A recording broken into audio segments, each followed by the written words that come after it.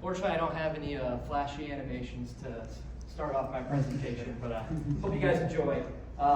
Thank you for coming today. Today I'll be discussing my research for my undergraduate thesis, More Than Sport, Early Organized Baseball in Lawrence, Kansas. Growing up, I never played baseball, but nonetheless, I love the sport, and I became fascinated with the romanticism that shrouds its historical memory. For my research project, I really wanted to pierce through the nostalgia and romantics of baseball. As scholars, we debate the various factors that contribute to this, but for me, it lies within the narrative of progressivism that follows baseball.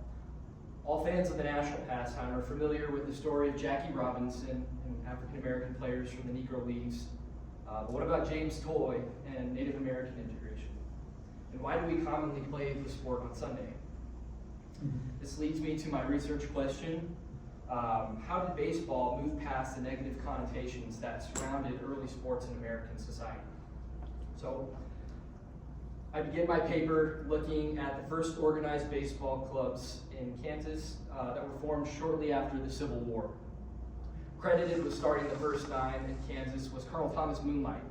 During the war, he commanded the 11th Regiment of the Kansas Cavalry. Upon returning home, he began the Leavenworth Frontiers with his colleagues and local businessmen in 1865. And shortly after beginning the team, he moved to Topeka and became the Secretary of State of the state of Kansas. And then later he moved out of the state and became the governor of Wyoming, of all places. Baseball fever officially hit Kansas in 1867. Teams started popping up across the state, and Lawrence fielded a team formed by Dudley Chase Haskell. Also a veteran in the Civil War, he served as the assistant to the quartermaster of the Union Army.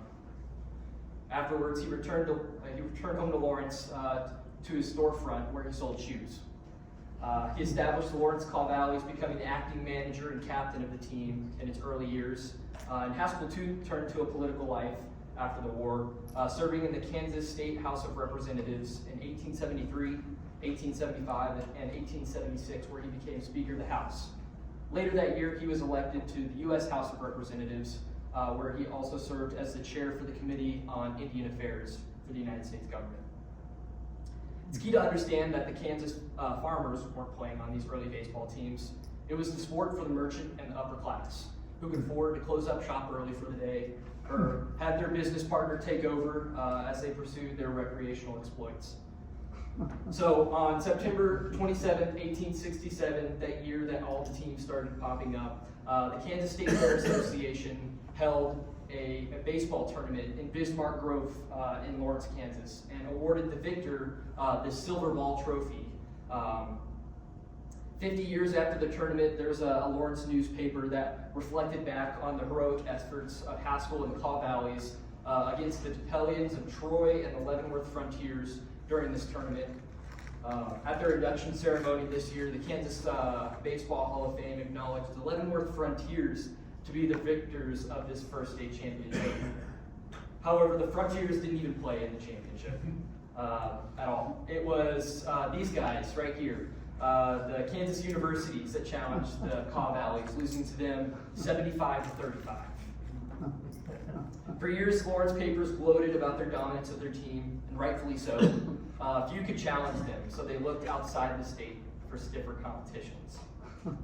So 3 years later, Topeka entrepreneur O. Sackett organized a game for the Kaw Valleys against the Forest cities of Rockford, Illinois, and Topeka, Kansas. On May 11th, 1870, the Kaw Valleys took the field against Forest City, and on the flip of a coin, Kansas batted first, with Haskell scoring a run off a muffed ball by Rockford's third baseman. It looked to be a prominent start. Unfortunately, to the dismay of Kansans, they were trounced 41-6, led by 19-year-old pitcher A.G. Spalding, who is without his mustache on the third guy on the right on that left side photo. Eager to even the score, the Kaw Valleys invited Forest City to Lawrence a year later, and by this point, Spalding was pitching for the Boston Red Stockings of the National Association. But Forest City was not left without a future Hall of Famer. For this game, the third baseman was Adrian Cap Anson. And the Kaws were routed again, this time 67-11.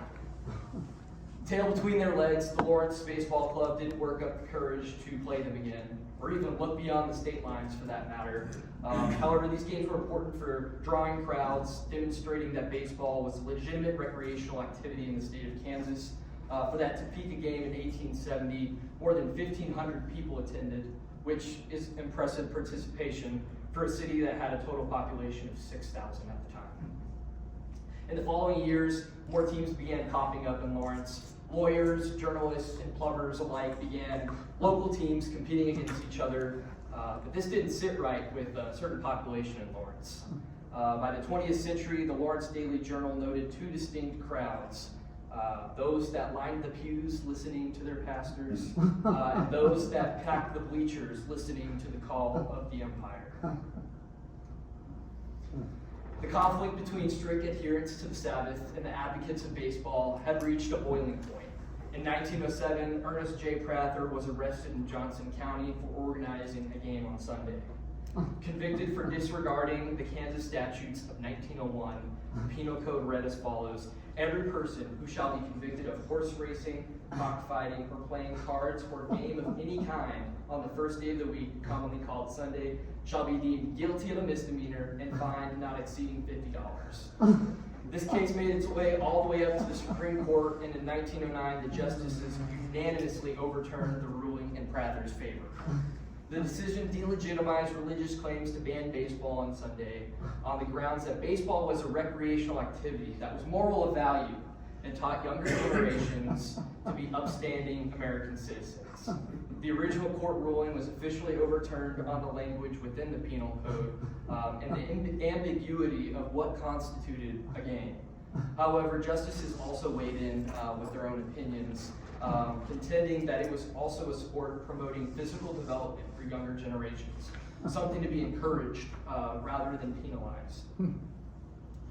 So the final section of my paper documented the impact of this court's decision in the Lawrence community. The popularity of Sunday baseball exploded in Lawrence through the early 20th century, with teams popping up all over town.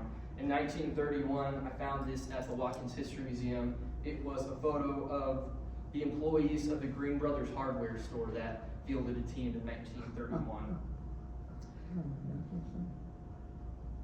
Yeah. Being able to play baseball on Sunday opened up the opportunities for working class Lawrenceans to enjoy baseball during their leisure time. World War I provided a blip during this increased time of play, but businesses and fraternal organizations such as the Loyal Order of the Moose, the Lawrence chapter of the American Legion, and the Fraternal Order of the Eagles brought back Sunday baseball during the summers and after the war by establishing youth leagues in the heart of Lawrence at South Park. The development of youth leagues in Lawrence also opportunities for local schools like the Haskell Industrial Boarding School and Vinland, a team from an unincorporated town outside of Lawrence. I concluded my paper on this final game from the Lawrence Twilight Leagues that was played on Sunday, July 4th, 1920. Looking through the Spencer Research Library, I came across this photo of the Vinland team circa 1920. I became interested in their catcher, Albert Southard, the only African American on the team.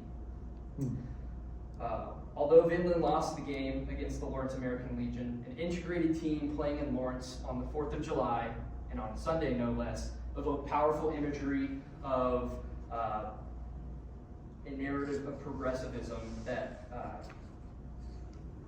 is present in the game. The multicultural aspect of Lawrence Twilight Leagues contributed to this narrative of progressivism and contributes to the overall narrative of progressivism within baseball's historic memory.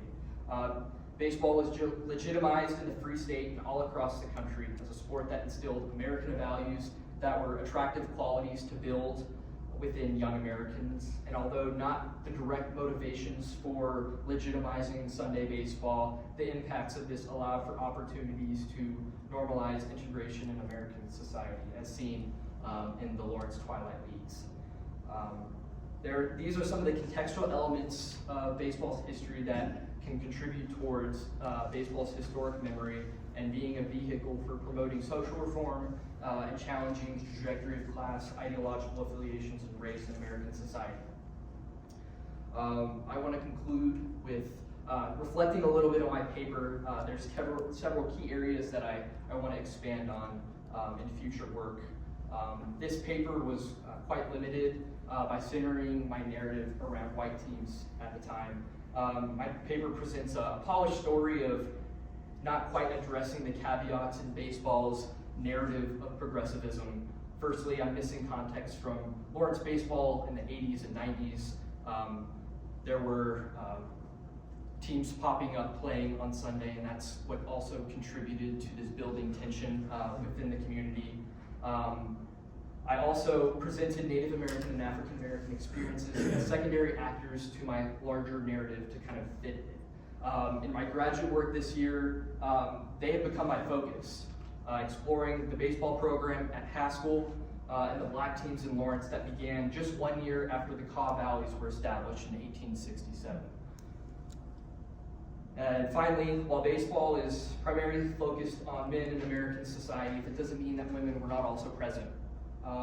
Mark's work on Kansas baseball does a great job contextualizing women's place in Kansas baseball historiography. In future work, I hope to contextualize both their absence and presence in baseball history much better. To conclude, my advisor, Dr. Alexander, complains a lot that as a society, we don't read enough. And this is the same criticism that his mentor, John Bracey, had before him. So I like to conclude my presentation with books. So go read. Mark Eberly's book is a fantastic exploration on early integrated baseball in Kansas. You can find it available on his page in the online repository at Fort Hays University. And another great one is Jeffrey Powers Beck's study on Native American baseball. Thank you. Yeah. Great.